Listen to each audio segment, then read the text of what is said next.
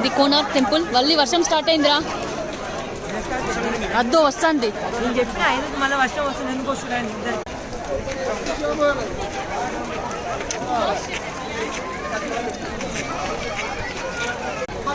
ఎందుకు అక్కడ చక్రాలు ఉన్నాయి కదా, ఈ చక్రం ఎందుకు చూడాలి?